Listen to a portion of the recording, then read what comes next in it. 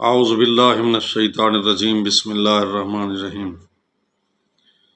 آج ایک اہم سوال اور اہم جواب مولا علی علیہ السلام کا۔ ایک سائل نے سوال کیا، یعنی اس کو سمجھیں کہ آل ان ون، جو آپ کا جواب ہے وہ آل ان ون ہے۔ سائل نے سوال کیا کہ یہ بتائیں کہ کون سی چیز بچے دیتی ہے، کون سی چیز انڈے دیتی ہے۔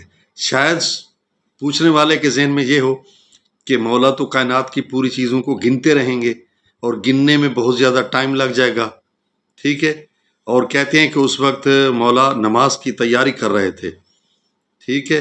تو سائل کے ذہن میں یہ فطور تھا، بات تھی کہ شاید ان کی نماز قضا ہو جائے گی، کیونکہ گنتی کریں گے پوری کائنات میں کتنی کئی ہزار اجناس جن سے اللہ تعالیٰ نے پیدا کیے ہیں، ان کو گنیں گے پھر جواب دیں گے۔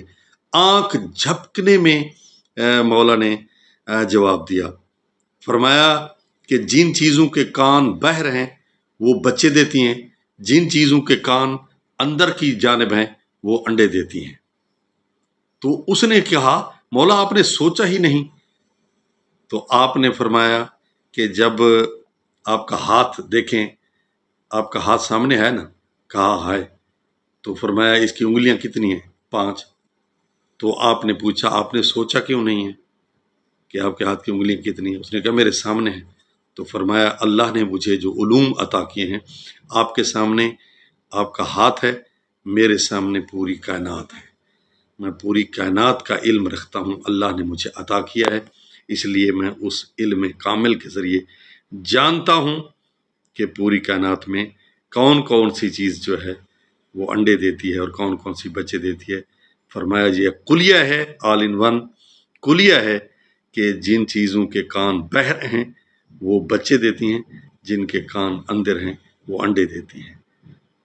تو قربان جاؤں آپ کی عظمت پر اور اللہ کے عطا کردہ علوم پر کہ اللہ نے آپ کو کتنا علم عطا فرمایا تھا۔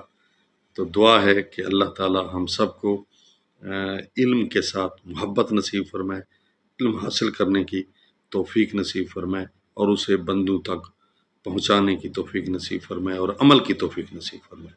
السلام علیکم ورحمۃ اللہ وبرکاتہ۔